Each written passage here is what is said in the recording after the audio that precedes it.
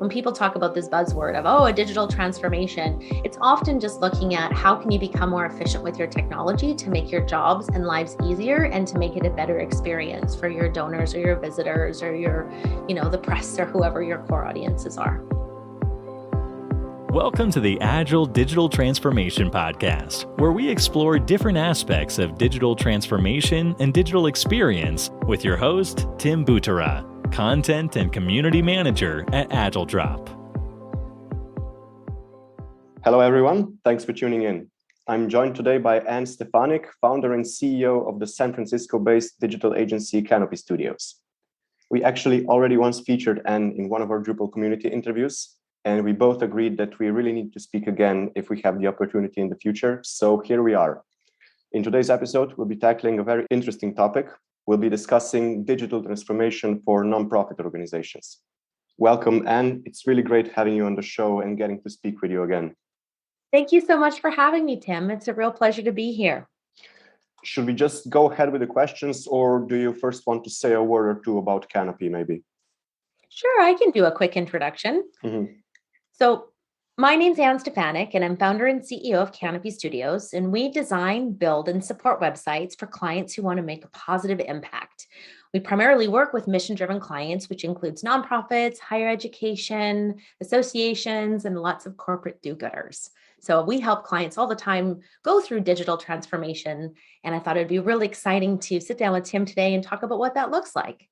Yeah, I'm also really excited about our topic. I think you're definitely the right person to tackle it with. So let's go. Let's do it. The first question, obviously, when we talk about digital transformation for nonprofits, what does that mean specifically? Totally. It's kind of a buzzword when you hear it a lot around and you're like, what is a digital transformation? But really, if you think about it in the most basic form, it's an integration of all the technology across your organization. And it ultimately is focusing on how to provide more value and operate more efficiently. It really kind of connects all the different nuts and bolts of your digital solutions into a more streamlined approach to support your mission. So with some concrete examples, it could mean that you would be taking a look at ways to elevate your fundraising tools or different ways to systemize and optimize communication with your donors. It could mean automating processes across different tools. It could mean also relaunching your website to provide more value and also to create better integrations with tools that you have. Yeah, that makes a lot of sense. It's definitely not a one size fits all solution, right? Probably because nonprofits are not uniform firms in and of themselves. It only makes sense that, digital transformation would mean slightly different things for different nonprofits, depending on how digitalized they already are, depending on, what they want to focus on. Yeah. Exactly. So why is digital transformation so important for nonprofits compared to other types of organizations? Well, the interesting thing is that usually nonprofits are always forced to do more with less, that they're constantly being challenged to, make things work with budgets they have, and staff members are often wearing multiple hats.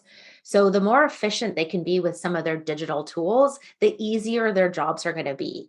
And while it does feel like a big lift to sometimes organize your technology stack and make sure that it's really communicating with each other, it will ultimately improve engagements with your supporters as well. So it's just really important overall to really drive your message. Right now, digital, specifically during COVID, has really come to the forefront as you really have to have a strong digital presence. But the challenging thing, I think, for nonprofits is if they can get a lot of traffic, but is it converting? And are they able to leverage a good, email messaging tool as a base level to really communicate to different types of segments of lists? So there's ways to break it down into very concrete, actionable things you can do on certain platforms. And then there's kind of like the bigger global strategy of how do we actually make everything talk to each other.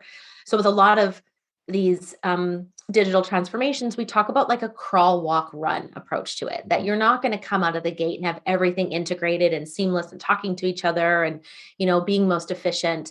It's kind of taking that crawl approach and trying to solve one problem at a time and really look at, okay, what's the most important thing for my organization that's going to move my mission forward, and then focusing on getting that right and then moving on to the next. Yeah, that's a good point. But it probably has to be like you have to have the crawl, walk, run approach set in advance. It mustn't be like, oh yeah, now, we'll just crawl and see what happens. And then, maybe we'll walk and we'll see what happens. I assume that obviously you shouldn't go all in the beginning, because that might disincentivize you from, doing a full-fledged transformation. But I assume that you have to have a plan in place. Yeah, and that's exactly where we usually recommend. When we work with clients, we take kind of a continuous improvement approach where we do things on a quarter by quarter basis. It seems to work really well with the business world, whether you're a nonprofit or otherwise, and come up with a goal. And often the first goal is actually some discovery work, and to really look at an audit of how your organization is using technology. What are current processes by different departments or teams? What are the tools that are being used? How do they map to each other? What are the biggest challenges? Like, do you have some funding cuts that you've had to be faced with? Do you have higher expenses? Do you have activities that are going to impact this stuff? So the first quarter, usually of going through one of these, and sometimes it even takes longer than that because we need internal buy-in for some of this work, but it's to come up with an audit and look at all of the different systems you're using and their purpose and the pain. And then from there, creating a roadmap of where you're going to crawl, walk, run. And like I mentioned, it's so important to get that internal buy-in. So if you can show kind of a roadmap and the positive impact of these activities, then you can map in the buy-in, because you'll need their support when you do any type of change management as you go through a digital transformation. I think internal buy-in is definitely one of the most crucial elements of a successful transformation, and it's actually, people don't talk about it often enough, except here on our podcast, obviously. But it's all of the best technology in the world will do little for you if you don't have the right buy-in, and if you don't introduce it in the right way and implement it in the right way, so that you enable your people to make the best use of it possible. Totally. And what I also recommend is that if you're the champion that's going through any type of digital transformation, which on the basic level, it could be just looking at how you're doing your emailing and how you're going to be doing some of your fundraising initiatives that could be more effective. Like, is your tools always crashing and causing issues? But it's also to rely on your partners and the different advocates and different champions that you have within your network. Because sometimes when you're going for doing a big digital transformation or a little one, whatever it looks like for you to kind of aggregating your digital voice, having external influencers that can come and say, yes, this is how we did this for, Penn America, or this is how we did this for Covenant House. And you can show there's other people in your network that have gone through these before. It creates a sense for your team to say, oh, okay, all right, I can see myself in the way that we're going to be doing that, by able to see my partners or my, the different people that I work with, my Salesforce consultant, my Drupal consultant, whoever it may be, will also help elevate that voice that you have in terms of the why and grading the buy-in with your stakeholders. Yeah, that's a very good point. And what are some of the most common pitfalls that you've seen nonprofits face in this process of transformation, especially in terms of technology? Well, I definitely think that sometimes it's just challenging with budget and staffing. I feel like all nonprofits have that natural pressure on technology that they need to stay up and up, but sometimes the budgets may not be facilitated, or the people, they're having a hard time getting the right people in the seats just due to a bunch of other pressures like the Great Resignation. But I think that one of the other ones, if we take care of, we put those aside and we look at some of the pitfalls, is that when we're looking at, sometimes nonprofits don't have capacity, they haven't maybe updated some of their campaign strategies. Like, for example, maybe they're sending more generic communications to their entire supporting base versus more personalized messaging. Or some of the challenges we see in terms of technology is different departments having different goals and using different tools. So that will sometimes lead to a fragmented understanding of your overall data and decisions, because the information is fragmented into different tools. Another way is that we see sometimes is that with nonprofits, they're trying to do as much as they can as fast as they can. And sometimes there's just some stuff that's right on their website that they could fix pretty easy to help move the needle towards more donations by fixing some of the fundamentals around performance or page load speed, and just making sure that the site is actually well optimized also from an SEO standpoint. Some of those things just kind of get overlooked because they're so busy running whatever they're doing. So yeah, that's kind of what I commonly see is when we work with nonprofits, when they work with technology, they're doing the best they can, but sometimes it's just tricky to get everything done. Yeah, and I think that the two aspects that you highlighted now actually play off each other in a way, right? I'm sure that nonprofits would have fewer technology problems if they weren't short-staffed. What about, on the other hand, we discussed the challenges of undergoing transformation. What about the main benefits, of digital transformation for these organizations? Yeah. So again, if you start with a good planning period and you make some data-driven decisions during that time, like we often find proving kind of return on investment sometimes tricky for nonprofits, especially if maybe they don't get a lot of donations from their website. They get a lot of donations from private donors, or maybe they have a different model where they do fee for service to support the mission. But ultimately, overall, every nonprofit needs to raise money to do their mission. So, how can we make a choice to then build out a data driven roadmap? And once we have that roadmap in place, one of the main benefits of having this kind of roadmap is it empowers the leader to continue to make those data driven decisions. So when there's a new tool or a new tactic or something they want to come, it kind of says, does this align with our overall vision of unification of systems and efficiencies? And how can it really help us, move that needle forward to whatever is most important to us? We also find like some of the benefits is once you can kind of get your house in order, which is usually starting again with like list segmentation, then it might be looking at a better way of integrating your website with your CRM like Salesforce or HubSpot and getting a better data sync. Maybe that's a better way of doing different personalization by using, once you get there into more of the run side of things and you're actually doing a personalized journey for certain donors based on that data. But as you go through that, one of the benefits is that by kind of looking at donor engagements, then you have the opportunity to optimize it. You're not just putting out the same campaign year over year, hoping for different results or hoping that it'll do, more, is that you're really looking at what's the donor journey and how can you best support it with, encouraging movement. Another major benefit of going through a digital transformation is, although maybe takes a little bit of time to get going, you ultimately save on labor. So if everybody's using the same tools, then you can have the same training materials for new folks. Just even having how do we update donor records and how do we send thank you emails and what's our workflow for encouraging giving through work, like all of these things could have playbooks that would help ultimately with saving staff time.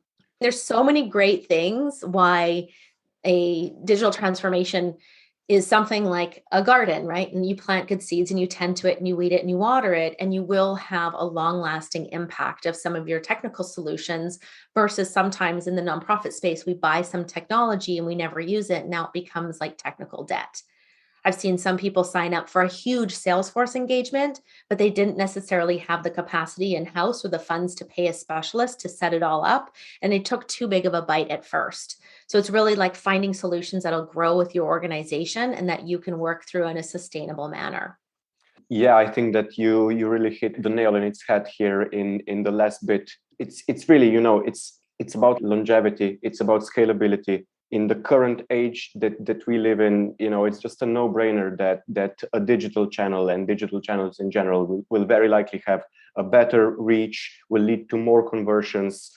People, the digital is so full of, so fueled by emotion, by these instant prompts that I'm guessing if you do it right, if you implement it in the right way, if you allow it, as you said, to kind of grow with your organization, I think it can lead to the best possible ROI and also probably really well quantifiable ROI. Exactly. If we can show that we double donations by doing this strategic Mhm, work, all of a sudden it becomes a no-brainer and the stakeholders are like, yes, what else can we do to triple our mhm, donations? Or what do we need to do to, improve our overall position in the market from a branding position? Because we've been able to, have these big galas and lots of attention. Like there's different ways to measure success. But the biggest thing I think is that when you're looking at the world today is digital is the tip of the spear, that ultimately every engagement that you have leads to digital. And even when we go mhm, back to in-person events and when all that, they're still going to go to their website and sign up for the event to show up in person, right? There's still this whole hybrid model that will probably come with our events mhm. too as we move into this new normal that everybody doesn't want to, dig into. But I think a big part of this is understanding you can take small bites. And Mhm, part of that is looking at your website, looking at some of the basics of there, and then kind of spidering out from there and saying, okay, well, what connects to my website? Oh, well, one of the things that we see a lot of nonprofits, so what they like to do is implement a chatbot, right? It's mhm. great to implement a chatbot. It's actually not very hard to implement a chatbot. You just need to have the governance and the people to manage the chatbot. And if that's too much for your organization, have somebody being able to answer questions on a website, and the chatbot will take it so much automated, and then it can go to a real human. There's ways that you can do that. You just have to be mindful of the staffing impact. So Mhm. all of it is important. And I think just remembering that when people talk about this buzzword of, oh, a digital transformation, it's often just looking at how can you become more efficient with your technology to make your jobs and lives easier and to make it a better experience for your donors or your visitors or your, the press or whoever your core audiences are. I think this was one of the best definitions of DT that we've had on the show so far. Really awesome. And so, yeah, what steps does a nonprofit organization typically take to undergo digital transformation, maybe based from what you've seen in your work? Totally. I believe there's always a human side to this as well as the technical side. So you want to make sure that you hear both sides. So Mhm, from a technical side of things, you want to again evaluate all the things you're doing in your digital space, highlighting the elements that are successful, but also the gaps in the digital strategies. You could look at your donation tools, the flows, look at your search engine optimization, your SEO rankings mhm, for your keywords. If you don't even know what that means, that's cool. We can definitely help there. But I think the main thing is to also look at, there's a really great plugin that you can put on your website for free, and it's called Lighthouse. And if you click on that, it'll give you scores across the four main pillars of web health. So accessibility, performance, SEO, and code quality. And that will help you just from a quick snapshot really see if your website needs a little bit of a tune up. So a tech audit, I always start with the website and then look at all the tools that are integrated and what is their purpose. And also take a look at the people side of things, which is going through, and kind of I mentioned before, is doing that stakeholder interview process. We're going to key groups and understanding their tools they use, why they use it, the pains that they're having, the joys that it does bring, and kind of cataloging all of that to come up with a game plan.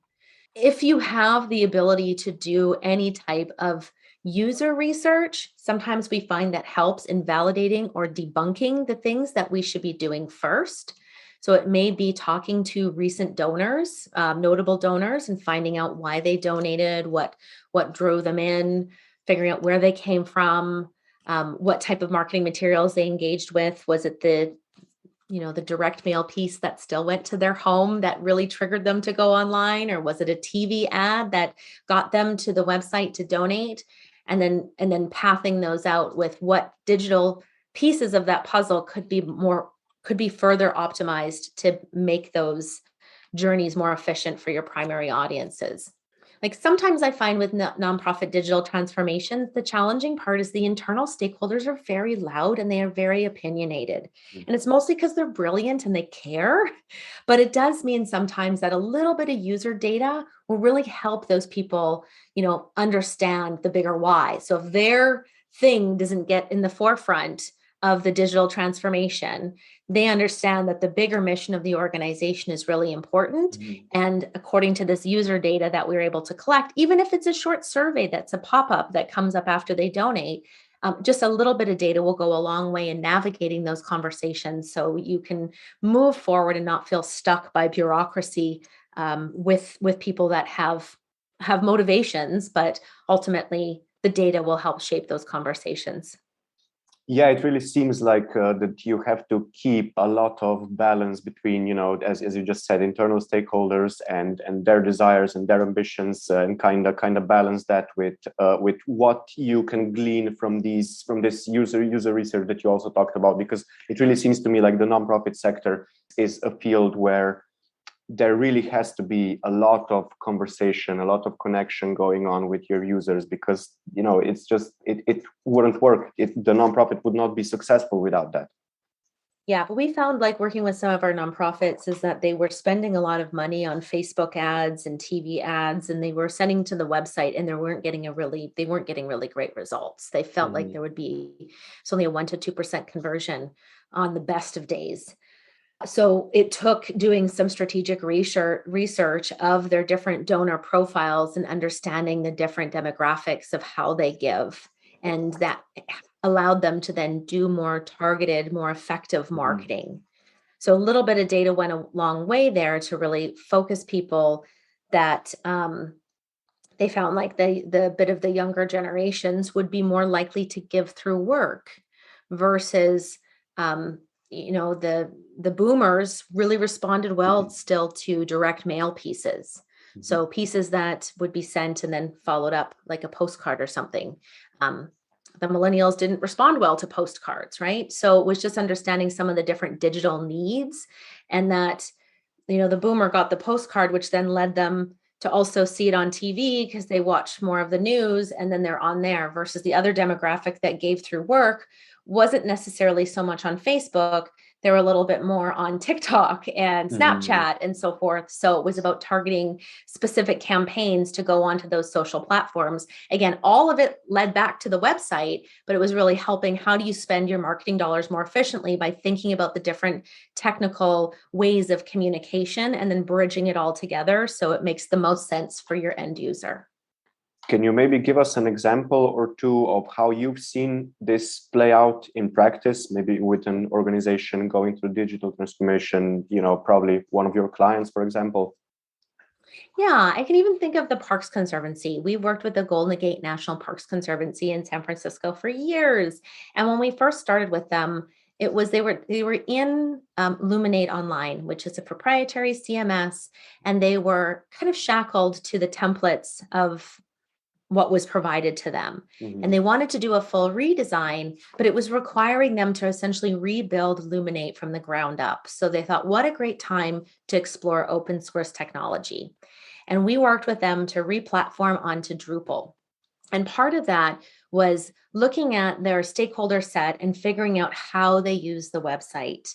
And it was, again, a bit of a crawl, walk, run, because we just focused on elevating into open source and providing like flexible landing page templates.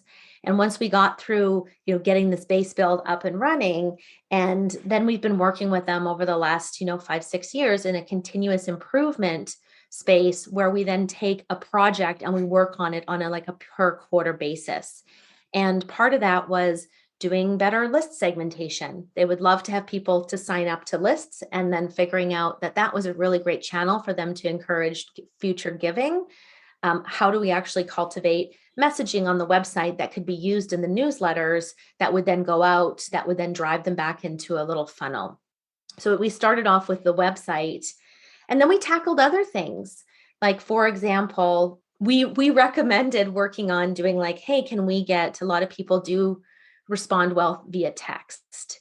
So we suggested a campaign to do a campaign by people can give their phone messages. And it was interesting because as we went through the organizational channels, it was like, we don't have capacity to manage that change right now. Okay, no problem. Let's put it on the roadmap. And we were able to work with the stakeholders to figure out what was the most priority project. But working with them has been fantastic because we've had the opportunity to kind of do micro engagements. Another digital piece of a digital transformation we worked with the Parks Conservancy on is their store. So in San Francisco, you can go into the Fort Mason, you can buy a bunch of stuff. You can go into the Alcatraz as part of their crew, part of their network of parks. And you can go to Alcatraz and then you can buy your mug and you can buy your stuff, but it's all very centralized at the gift shops.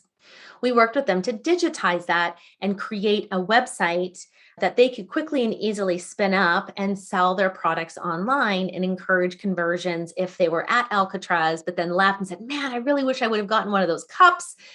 They would have an email that would pop out to them, say, thank you for visiting. Here's a link if you missed any of your swag. Please visit our store. Make sure to give if you love us, et cetera, et cetera. And boom, we were able to increase revenue for the Conservancy, as well as we were able to provide value to the end user. And it was all done by taking like an in-person brick and mortar store and moving it online to supplement the brick and mortar experience. And can I ask, why did you choose Drupal specifically for this project or for this client? First, they love Drupal already, so it was an easy sell, but we did rumble through WordPress versus Drupal, and Drupal ultimately gave them the ultimate flexibility they needed. So they have a lot of editors. So having people before, it was either locked down, so everybody had to go to Sarah and Dan to edit anything and everything. And in the Drupal world, people could have different editing permissions and we could have different publishing workflows.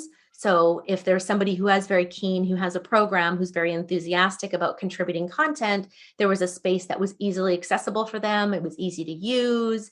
It was easy for, our main stakeholders, Dan and Sarah, to kind of keep governance over it all too. So somebody just didn't come and build a whole bunch of new landing pages or templates and it looked totally different.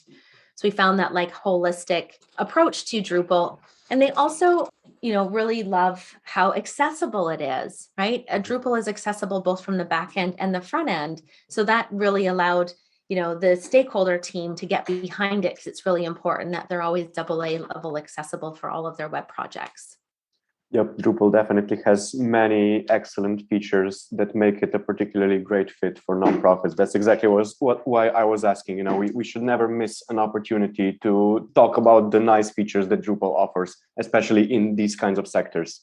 So, Anne, as a kind of final question before we move into the final part of the episode, what would be your number one tip to a nonprofit or somebody running a nonprofit that's looking to bring their tech solutions to the next level?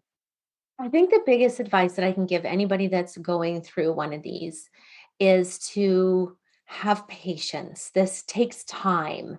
And it's just like one foot after the other, coming up with a plan and then being nimble, because plans change and priorities change. Like nobody, come middle of 2019, I don't think we all thought we'd be locked down in our rooms for 2 or 3 years. So, being able to really focus on coming up with a good plan, leveraging data to do it, and then giving yourself some grace and permission for things to take the time that it needs, and always loop in those stakeholders.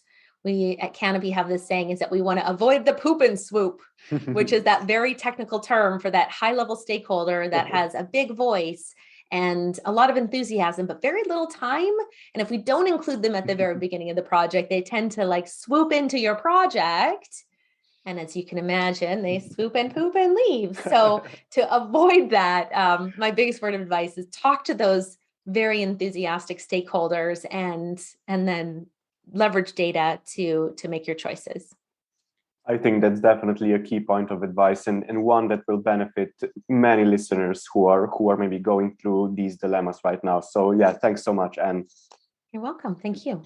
Before we wrap up the call, if our listeners wanted to reach out to you or maybe learn more about Kanopi, what's the best way for them to reach you? Of course, yes. I love to help fellow entrepreneurs, mission-driven agencies, mission-driven clients, anybody who wants to work with open source. I'm a big advocate of Drupal and WordPress. You can find me, probably the fastest way to connect is actually on LinkedIn. So if you Google Anne Drupal LinkedIn, even put Kanopi with a K in there, you'll find me right away. And just like many of you probably get inundated with marketing messages off of LinkedIn, just let me know that you heard me on this podcast, and I'd be happy to strike up a conversation and support and help out in whichever way I can. You can also check out our website at kanopi.com. That's KANOPI.com. And it comes from my love of tree houses, which you could probably learn more about in the podcast that Tim mentioned earlier.